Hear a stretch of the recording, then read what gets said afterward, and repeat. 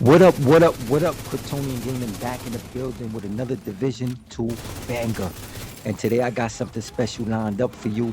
This build, it's fire. Brand new, battle tested and built around one of the new weapons and fresh exotic pieces from the Battle for Brooklyn DLC. I've been in the lab cooking, and the result, a setup that hits hard, feels smooth, and is just plain fun to run. And trust me, I got more heat coming your way real soon. But before we dive into the details, you already know the deal. Smash that like button, share the video, subscribe to the channel, and don't forget to ring the bell so you never miss when I drop a new build. Let's jump into it. All right, let's kick things off with something straight from the comments section. Shout out to the viewer who said, yo, build something using one of the new active modifiers. You ask, I delivered. We're starting this one off with the security link active modifier. And let me tell you, it's a game changer. The moment you activate it, your stamina attribute jumps straight to tier 5, no matter what your core build looks like. And for every non-blue core you're running, you gain 60k total armor. Yeah, you heard it right. In this all-red build, I'm stacking armor without sacrificing a single point of firepower. But it gets better. Your attributes are frozen during the effect. No fluctuation. All attribute bonuses are multiplied by 4. All passive modifiers doubled. And if you got allies within 25 meters, they get a stamina boost. And your duration gets extended by 3 seconds per teammate. The base duration is 25 seconds. With a 60-second cooldown, making this one of the best survival tools for glass cannon setups like this one. So when the build stacked with red core, security link gives me just enough survivability to stay aggressive, push hard, and walk away from the fights most agents wouldn't dare to take head on. Now let's get into the passive modifiers I'm running and how they bring this build to life, especially when paired with the security link active. First up, we got one of my go-to passives, loaded up. When your firearms attribute hits tier 5, 25% of your critical hit chance is converted into critical hit damage. So if you're rocking something like 50% crit hit chance, that's an easy 12.5 extra crit damage just sitting there passively boosting your output. Then we got a tier date for every attribute tier, no matter the category, you gain 10% total health. It's a sneaky little survivability boost that scales up fast, especially if you've got mixed tiers across firearms, electronics, and temporary stamina. Now here's where things get interesting. The newest passive, I added extra padding. It gives you 5% protection from elites per blue core, but only while your stamina is at tier 5. Now here's the twist, I'm running an all red build, so I got 0 blue cores, but remember security link automatically sets stamina to tier 5 when activated. So based on how the system works, and yeah, we're all still figuring out the deeper mechanics, it looks like extra padding does activate during the effect window. Even without blue cores, the stamina trigger conditions are met, meaning this passive still offers values during those crucial moments. I've tested it in a few missions, and honestly the build feels tight. It's tanky when it needs to be and shreds the rest of the time. So those are the passives I'm rocking, a balance of survivability, crit scaling, and elite resistance, all tied to smart timing and stacking effects. Play around with them and see what works best for your style, but so far this combo has been cooking. Now let's get into the firepower. It really makes this build. Now I'll be real with you, my secondary weapon, the Dark Winter, is mostly there for the vibes. It looks good, it's flashy, but it's just holding a spot. The real star of the show, the Huntsman assault rifle, the new named assault rifle. And this thing is built different. To get your hands on it, you gotta take down all the hunters in Battle for Brooklyn DLC. That means collecting every hunter mask, finding all the keys, then heading back to the base to unlock the special weapon crate. What you get for your trouble is the Huntsman's assault rifle, and it comes equipped with Savage Talent. Perfect Frenzy.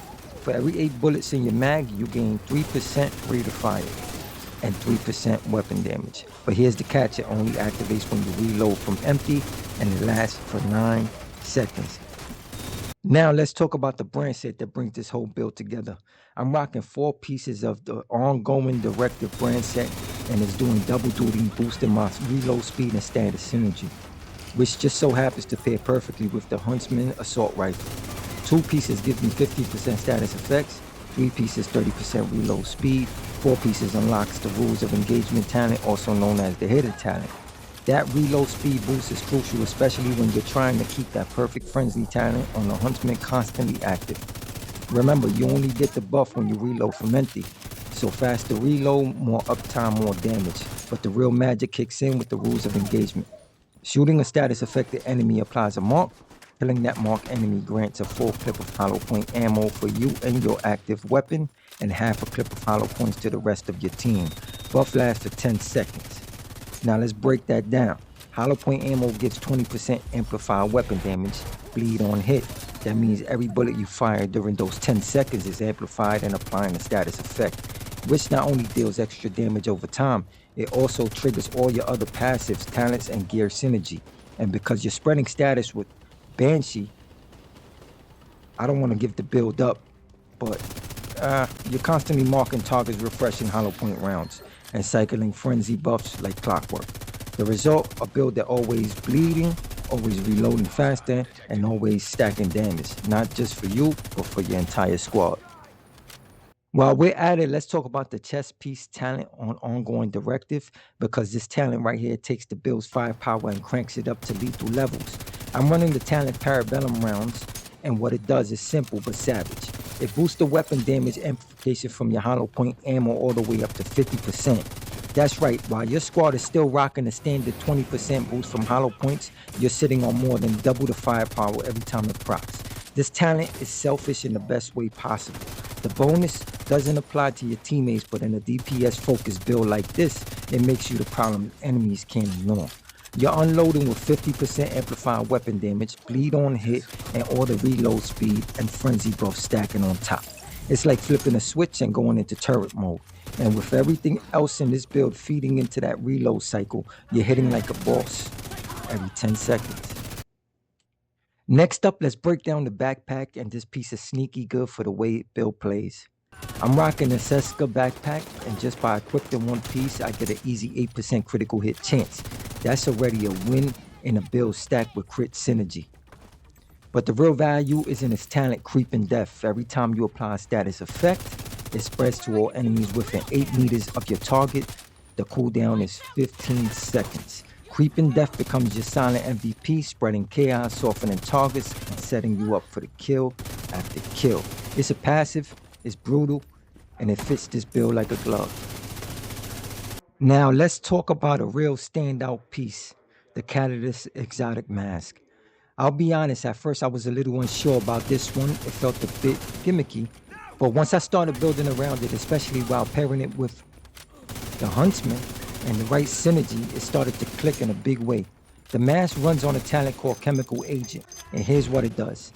Every time you deal or receive a status effect, whether it's burn, bleed, shock, EMP, disrupt, poison, blind, or disorient, you build stacks of catalysts, up to a maximum of 12. Each stack gives you 2% weapon damage and 2% status effect.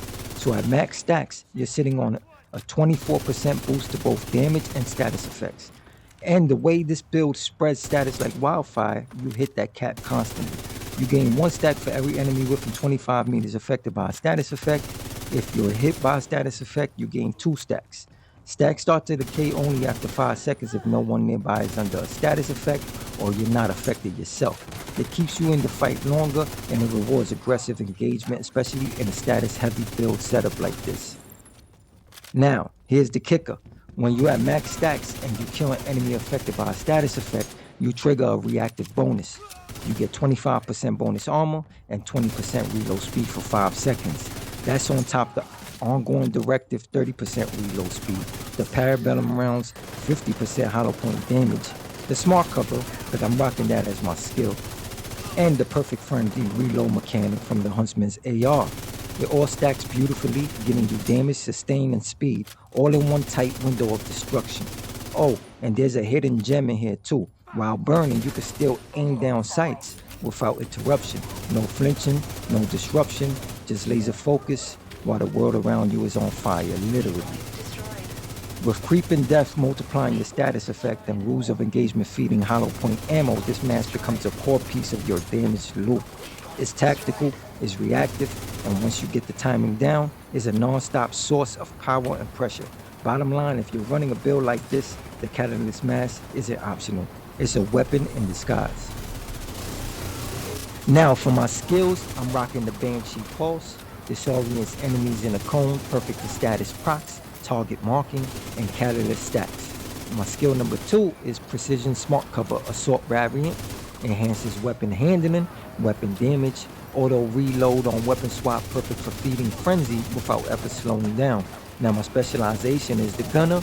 I get bonus armor on kill, ammo regen, reload speed boost, and it helps you target red bar enemies to farm hollow point ammos faster. This build is all about synergy, speed, and status pressure.